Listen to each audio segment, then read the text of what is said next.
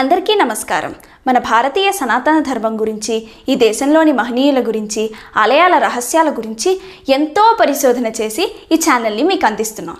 Subscribe చేసి పక్కనే ఉన్న బెల్ ఐకాన్ని క్లిక్ చేయండి. పూర్వకాలంలో ద్రవిడ దేశంలో ఒక రాజ్యం ఉండేది. ఆ రాజ్యంలో ఒక శివాలయంలో ఒక అర్చకుడు పరమశివుణ్ణి నమ్ముకుని అర్చకత్వం చేశాడు. అర్చకత్వం అంటే మామూలుగా చేసింది కాదు, ఆయన ఉన్నాడు అని నమ్మి అర్చకత్వం చేశాడు.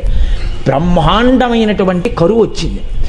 ఆ ఊళ్ళో ఇంకా ఎవరు బతకలేక ఇంకా ఈ ఊరు విడిచిపెట్టి వెళ్ళిపోతున్నామని చెప్పి వెళ్ళిపోయారు. ఆ వెళ్ళిపోయేటప్పుడు ఒక గమ్మత్తు ఉంటుంది.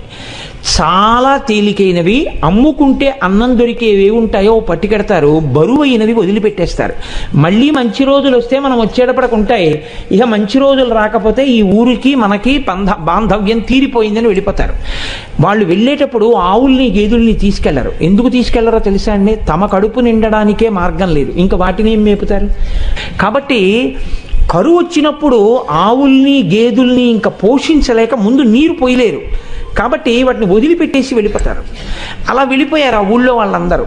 ఈ శివాలయంలో అర్చకుడు అన్నారు, నువ్వు కూడా వచ్చేసేయి మాతో అన్నారు. అంటే ఆయన అన్నాడు, నేను వెళ్ళిపోతే శివుడికి అన్నం ఎవరు పెడతారన్నాడు.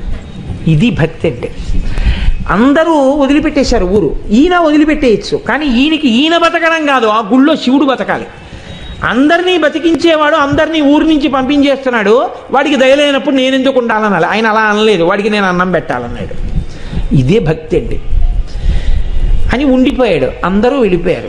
ఈయన ఊరు మొత్తం మీద ఒక్కడే ఉండడం అంటే మీరు ఆలోచించండి ఎలా ఉంటుందో. ఇప్పుడు పక్కింటికి వెళ్ళి అడుగుదామంటే కూడా ఎవరు లేడు, మాట్లాడడానికి కూడా ఎవడో ఉండడం. ఎవరున్నారు?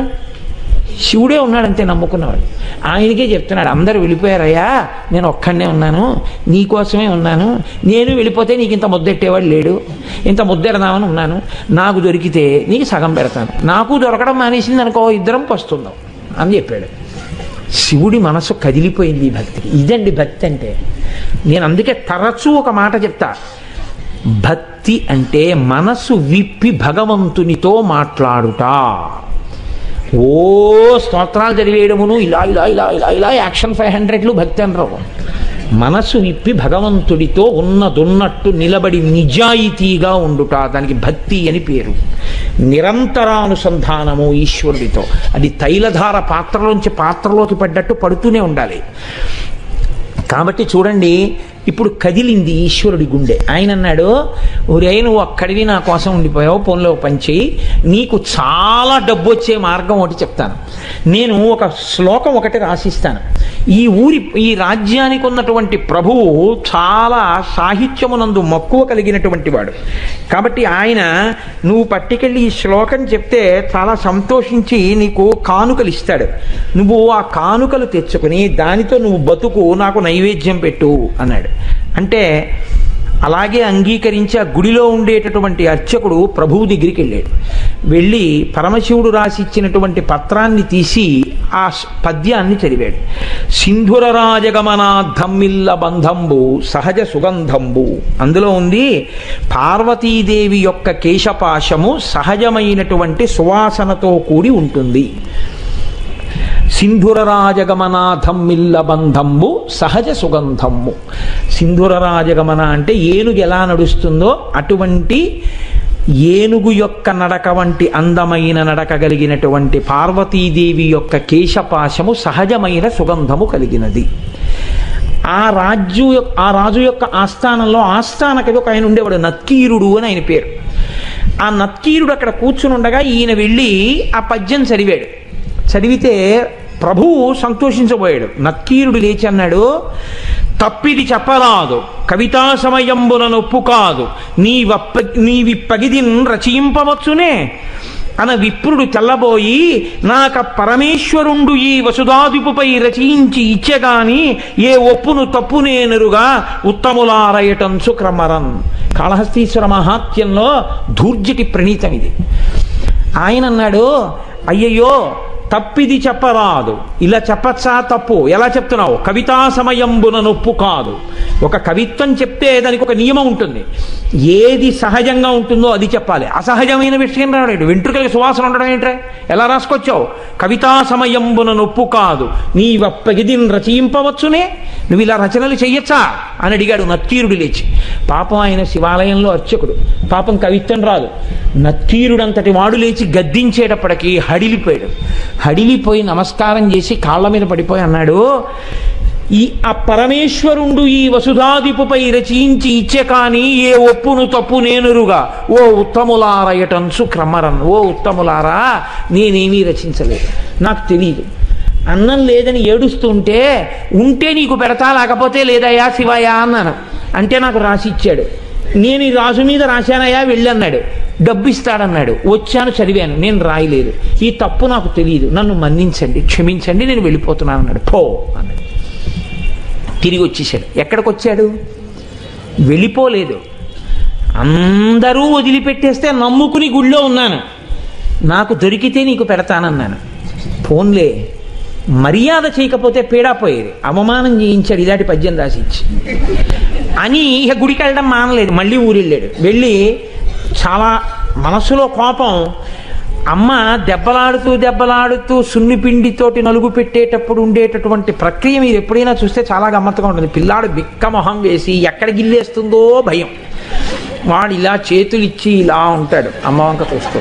ఆవిడ మొన్న ఫస్ట్ యూనిట్ టెస్ట్లో 7 మార్కులు, రెండో యూనిట్ టెస్ట్లో 8 మార్కులు. అందులో గట్టిగా ఒత్తచ్చు కదా, ఒత్తేస్తూ చెయ్యి పట్టుకుని పైన కింద ఒత్తేస్తూ నిలబడవు అని, మీ నాన్నకి పట్టదు, ఎప్పుడు ఉపన్యాసాలు అని ఇలా అంటుంటే తొడల దగ్గరికి వచ్చేటప్పటికి ఏ పిక్క తిప్పేస్తుందో అని వాడు అలాగే బిక్క చచ్చిపోయి ఉంటాడు. అలా ఈయన చేతిలో పాత్ర పట్టుకుని నమస్సోమాయిచ రుద్రాయిచ నమస్తామ్రాయిచ అరుణాయిచ నమశంగాయిచ పశుపతయేచ, గొప్ప పద్యం రాశావు అని పోస్తుంటే శివుడు బిక్క చచ్చిపోయి అలా ఉండి అభిషేకం చేయించుకుని, నువ్వు పెట్టకపోయినా నేను పెట్టాలిగా, ఇంత తిను, ఓం ప్రాణాయి స్వాహ, ఓం అపానాయి స్వాహ, ఓం యానాయి స్వాహ అంటుంటే ఆయన లేచి అన్నాడు, ఎందుకయ్యా అంత కోపం, ఏమైంది అక్కడ అన్నాడు. ఏమి తెలియని వాళ్ళే అడక్కు, సర్వజ్ఞుడివి, నీకు తెలియంది ఏం లేదు, ఎంత గొప్ప పద్యం రాశావు.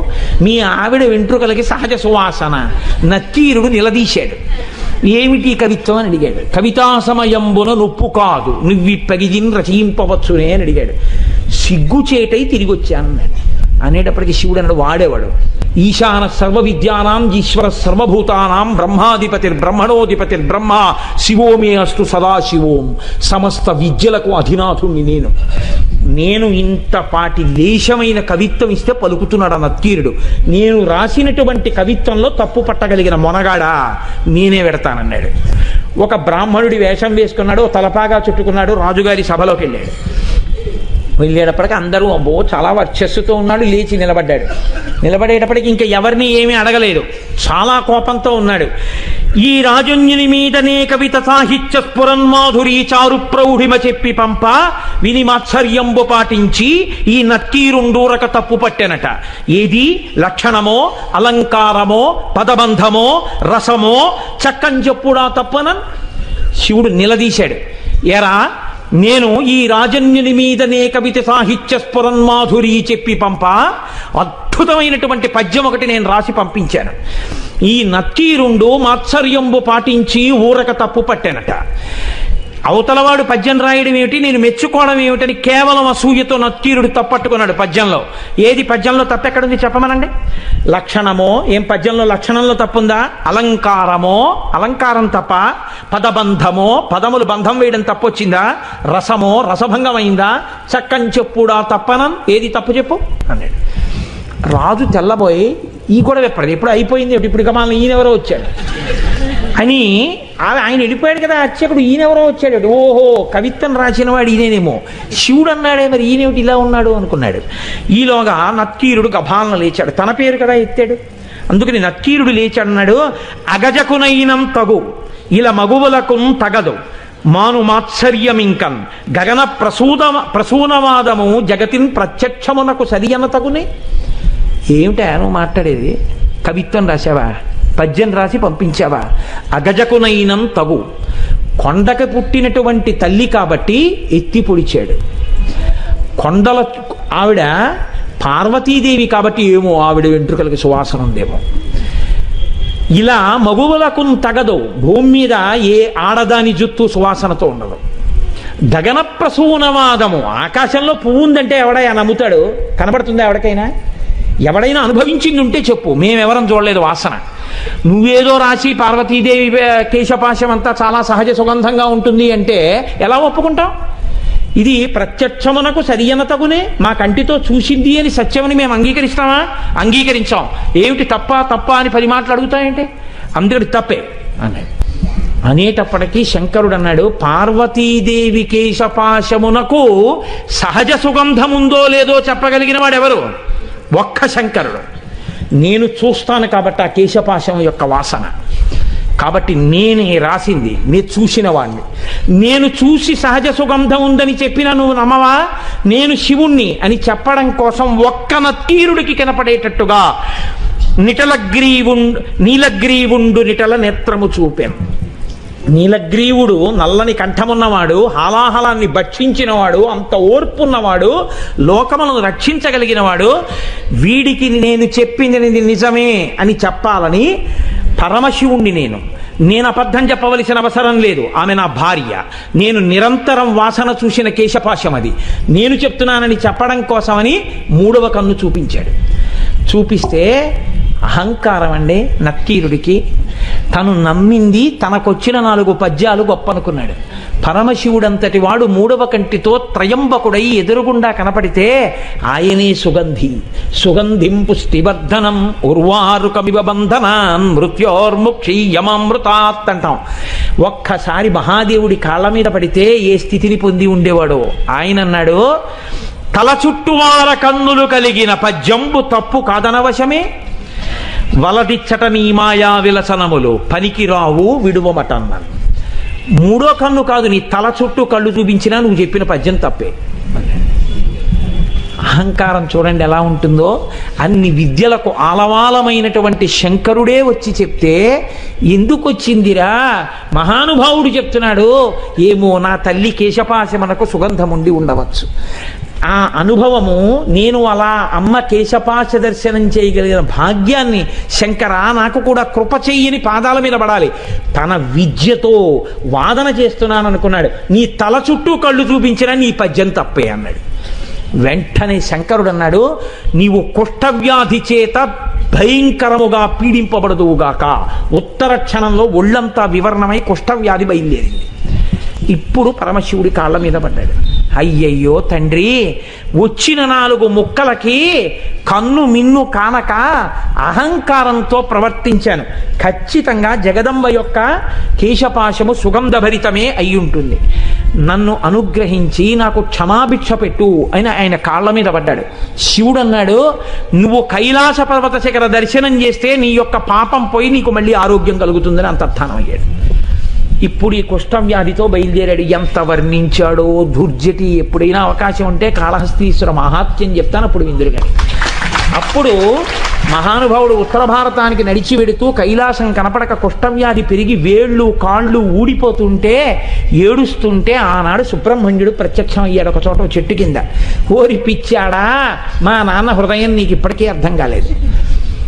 కైలాసం అంటే కుష్ఠవ్యాధితో అక్కడికి ఎడతావా? దక్షిణ కైలాసం కాళహస్తి శిఖరం చూడమన్నాడు రామా నాన్నగారని చెప్పి కాళహస్తి శిఖరం చూపించాడు. వెంటనే కుష్ఠవ్యాధి పోయింది. అప్పుడు అక్కడే ఉన్నటువంటి పాతాళగంగలో సరోవరంలో స్నానం చేసి శంకరుడి మీద ద్రవిడ భాషలో ఆయన బ్రహ్మాండమైనటువంటి కావ్యరచన చేశాడు. కాబట్టి అమ్మవారి యొక్క కేశపాశమునకు సహజమైనటువంటి సుగంధం ఉంటుంది అని చెప్పి పెద్దలైనటువంటి వారు ధ్యానమునందు అనుభవించారు.